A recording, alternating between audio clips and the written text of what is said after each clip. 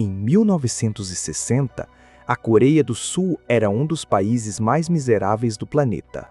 Sem recursos naturais, sem petróleo, sem terra agricultável, sem nada. A renda média de um coreano naquela época era menor do que a de um brasileiro, muito menor. O país tinha acabado de sair de uma guerra devastadora que destruiu cidades inteiras e matou milhões de pessoas. Não tinha indústria, não tinha tecnologia, não tinha praticamente nada para oferecer ao mundo. Hoje, 60 anos depois, a Coreia do Sul é a 13ª maior economia do mundo. Exporta Samsung, Hyundai, LG, BTS, séries de TV que conquistaram o planeta inteiro. E o Brasil, em 1960, era mais rico que a Coreia, tinha mais recursos, mais território, mais tudo. Hoje a Coreia do Sul tem renda per capita quase 4 vezes maior que a nossa. Como isso é possível? O que a Coreia fez que o Brasil não fez?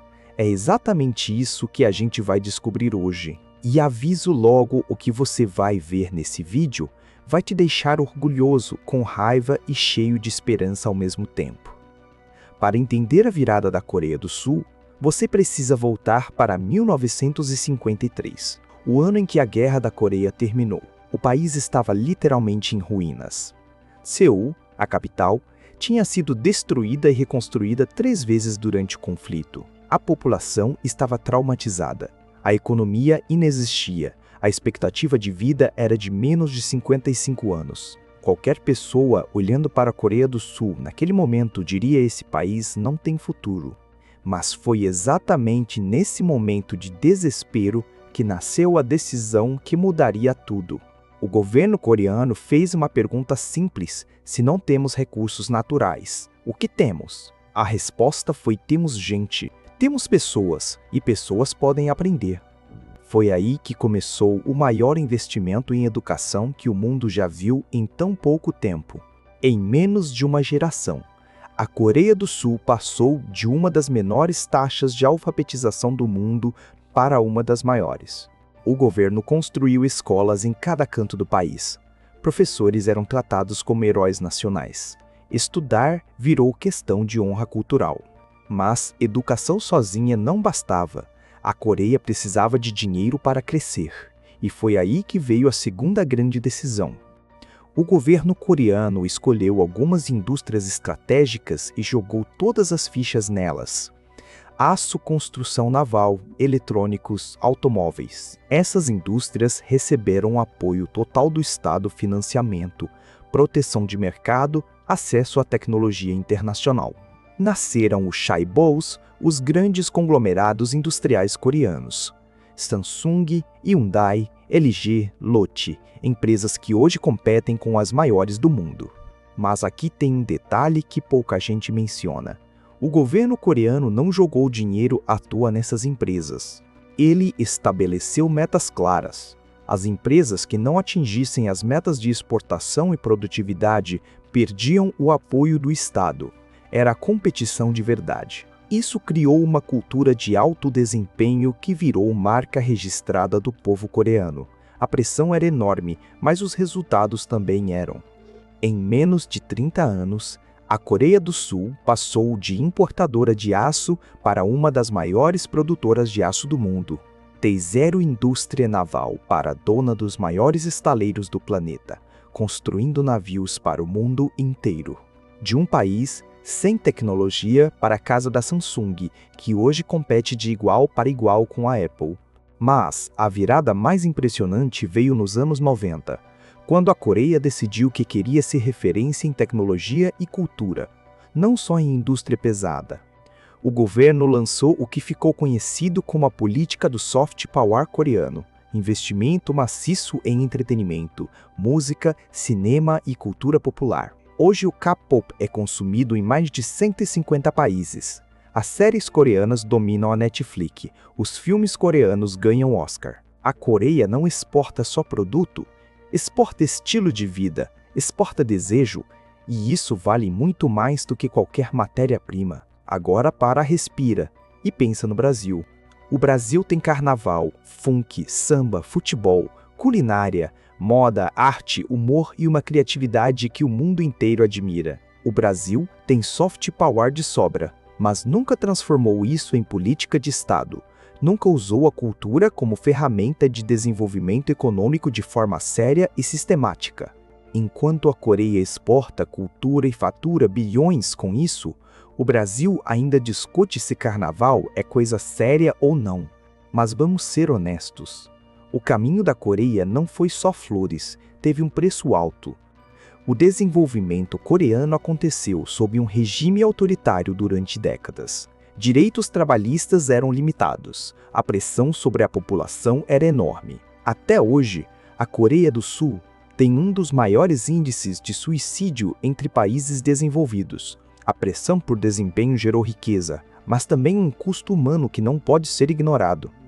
Então o Brasil não precisa copiar a Coreia, precisa aprender com ela, pegar o que funcionou e adaptar para a nossa realidade, para a nossa cultura, para o nosso jeito.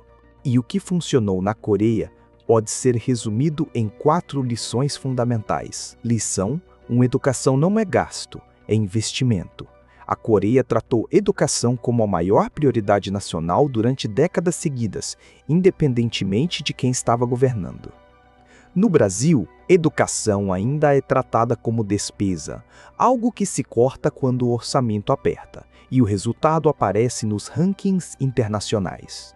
Lição 2: escolha suas batalhas. A Coreia não tentou ser boa em tudo ao mesmo tempo. Escolheu setores estratégicos e dominou cada um deles. O Brasil tem potencial para dominar o mercado global de alimentos, energia limpa, biotecnologia e tecnologia tropical, mas ainda não escolheu suas batalhas de forma clara. Lição 3: política de longo prazo não pode depender de eleição. A Coreia executou o mesmo plano de desenvolvimento por mais de 40 anos. No Brasil, cada novo governo começa do zero. O que o anterior construiu é desmontado, e o país fica para trás enquanto o mundo avança. Lição 4: valorize o que você tem de único. A Coreia transformou sua cultura em produto de exportação. O Brasil tem uma das culturas mais ricas e originais do mundo. Imagina o Brasil investindo em exportar sua cultura da forma que a Coreia fez com o K-pop. Música brasileira já domina o mundo de forma orgânica. Com política de Estado, seria imbatível.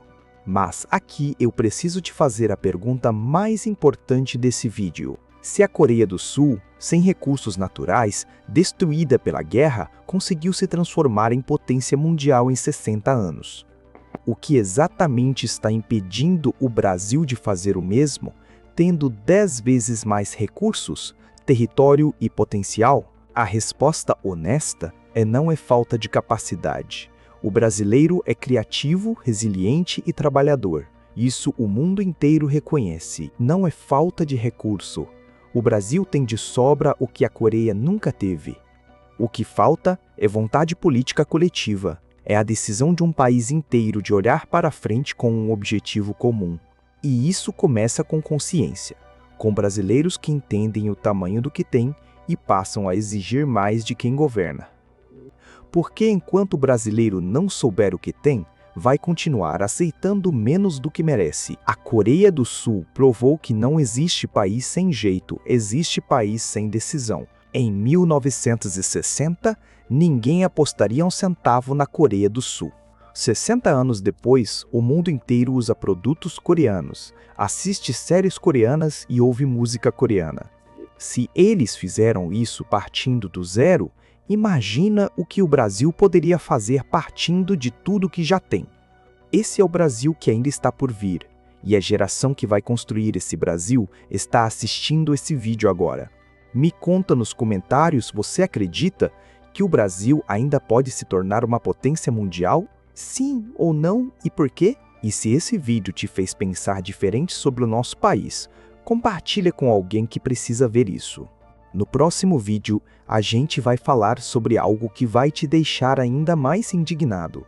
Como o Brasil perdeu a chance de ser uma potência na época que mais tinha oportunidade. Ativa o sininho para não perder, porque esse é o tipo de conteúdo que a mídia tradicional não tem interesse em mostrar para você. Obrigado por ter ficado até aqui. Isso mostra que você se importa com o Brasil de verdade. Até o próximo vídeo.